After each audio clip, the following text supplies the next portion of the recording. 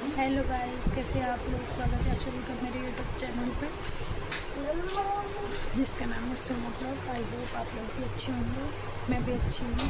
और अभी जस्ट मैं एक वीडियो एंड करके बैठी हुई हूँ, अपलोड करती हूँ। अपलोड हो रहा है और बाबू भी यहीं पर खेल रहे हैं।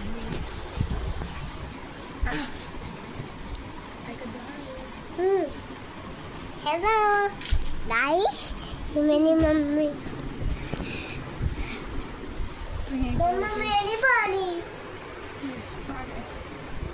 हेलो गाइस, ये मेरी मम्मा है और ये मेरी चाय है और ये मेरा छिपा है।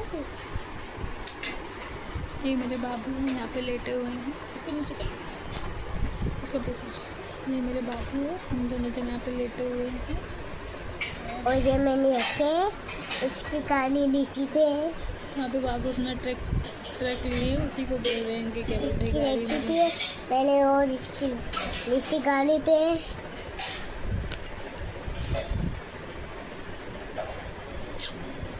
तुम भी खा लो, टेंशन नहीं दिखा, वो गंदी बात है।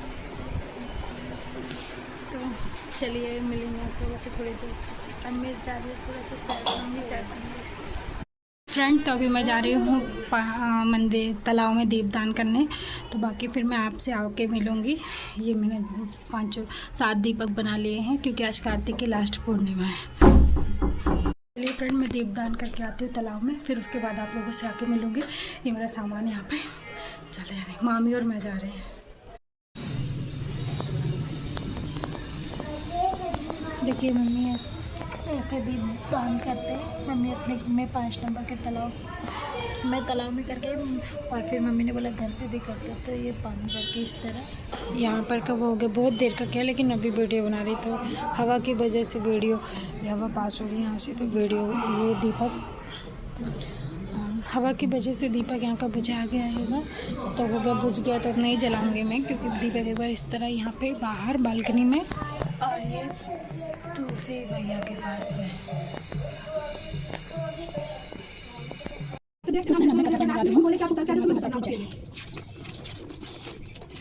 नहीं, और वो बोलेगा ना कि आप यहाँ पर खड़े हो जाओ, मेरे को उस पर भरोसा नहीं भैया। दोपहर युग में एक समय की बात है कि शिवाजी ने श्री कृष्ण से कहा, हे कृष्ण, तुम सारे संसार के उत्पन्न करता हो, शक्ति से संहार करता हो। आज कोई ऐसा मुझसे कहो जिसके कारण से त्रिलोक में स्त्री को विधवा होने का भय न रहे, तथा ये व्रत सभी मनुष्यों की मनोकामना को पूर्ण करने वाला। श्री कृष्ण कहने लगे, हे माता पुण्यवती सुंदरी, मैं तुमसे ऐसे ही व्रत को साबित करता हूं। सौभाग्य की प्राप्ति के लिए स्त्री को दृढ़ देता तथा 32 दिन पूर्णिमा का व्रत करना चाहिए। इस व्रत के करने से स्त्री को सौभाग्य संपत्ति मिलती है। व्रत अच्छा सौभाग्य देने वाला भगवान शंकर के प्रति मनुष्य मात्र भक्ति को बढ़ाने वाला है। यशोदा जी कहने लगे, हे कृष्ण, सर्वप्रथम इस व्रत को त्रिलोक में किसने किया, इसके विषय में विस्तार पूर्वक मुझसे कहो। श्री कृष्ण जी कहने लगे कि इस भूमंडल पर एक अत्यंत प्रसिद्ध राजा चंद्रहास से पहले अनेक प्रकार के रत्नों से परिपूर्ण कार्तिक नाम की एक नगरी थी। वहां पर धनेश्वर नाम का एक ब्राह्मण था और उसकी स्त्री सुशील रूपवती थी। दोनों ही उस नगरी में बड़े प्रेम के साथ रहते थे। घर में धन की कमी नहीं थी। उनको एक बड़ा दुख था कि उनके कोई संतान नहीं थी। इस दुख से अत्यंत दुखी रहते थे। एक समय एक बड़ा तपस्वी योगी उस नगरी में आया। उस योगी ब्राह्मण को घर पे छोड़कर अन्य घर से भिक्षा लाकर भोजन किया करता था। रूपवती से वो भिक्षा नहीं लिया करता था। इस योगी ने एक दिन रूपवती से भिक्षा न लेकर किसी अन्य घर से भिक्षा लेकर किनारे जाकर भिक्षा को अपने खा रहा था कि धनेश्वर ने योगी का सब किसी प्रकार से देख लिया। अपनी भिक्षा के अनादर से दुखी होकर धनेश्वर से बोला, सब घरों से भिक्षा लेते परंतु मेरे घर की भिक्षा कभी नहीं लेते। इसका कारण क्या है? योगी कहने लगा कि निपुत्र के घर की भीख पतियों के आने के तुल्य, जो पतियों का खाता वह भी पतित हो जाता है। क्योंकि तुम निपुत्र तथा पतित हो जाने के वजह से मैं तुम्हारे घर की भिक्षा नहीं लेता हूं। धनेश्वर ये बात सुनकर अपने मन में बहुत दुखी और हाथ जोड़कर योगी के पैरों पर गिर पड़ा था। तब अर्थाभाव से कहने लगा, हे महाराज, यदि ऐसा है तो आप मुझको पुत्र प्राप्ति का उपाय बताइए। आप सर्वज्ञ, मुझ पर अवश्य कृपा कीजिए। धन की मेरे घर में कोई कमी नहीं, परंतु मैं पुत्र न होने के कारण अत्यंत दुखी हूं। आप मेरे इस दुख का हरण करें, आप समर्थ मानिए। योगी यह सुनकर योगी कहने लगा, हे ब्राह्मण, तुम चंडी की आराधना करो। घर आकर उसने अपनी स्त्री से वृत्तांत कहा और आप तप के निमित्त वन में चला गया। वन में जाकर उसने चंडी की उपासना की। उपवास की। चंडी ने 16 दिन उसको स्वप्न में दर्शन दिया और कहा, हे धनेश्वर, तेरे पुत्र होगा, परंतु 16 वर्ष की आयु में मृत्यु को प्राप्त हो जाएगा। यदि तुम दोनों स्त्री पुरुष 32 पूर्णिमा का व्रत विधि पूर्वक करोगे तो दीर्घायु हो जाएगा। जितनी तुम्हारी समर्थ हो के दिए बनाकर शिव जी का पूजन करना, परंतु पूर्णिमा को 32 हो जानी चाहिए। प्रातः काल होने पर इस स्थान के समीप ही तुम्हें एक आम का वृक्ष दिखाई देगा। उस पर तुम चढ़कर एक फल तोड़ शीघ्र निकल चले जाना। अपनी स्त्री से वृत्तांत कहना। स्नान के पश्चात छोकर शंकर जी का ध्यान करके उस फल को खा लेगी, तब शंकर भगवान की कृपा से उसको गर्भ हो जाएगा। जब वह ब्राह्मण प्रातः काल उठा तो उसने उस स्थान के पास एक ही आम का वृक्ष देखा जिस पर एक अत्यंत सुंदर आम का फल लगा हुआ था।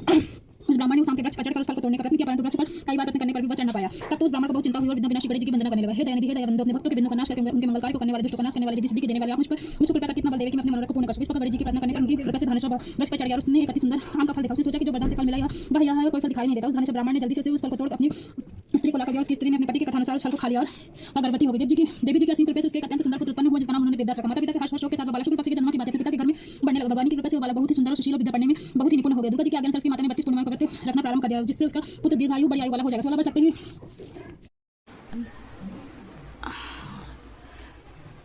ये मंदिर का दीपक और ये कलश बनाया था मैंने।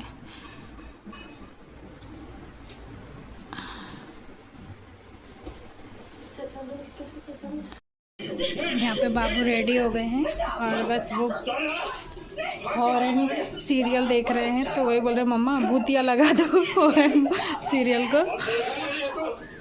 बाबू हाय कर दो, लल्ला हाय करो।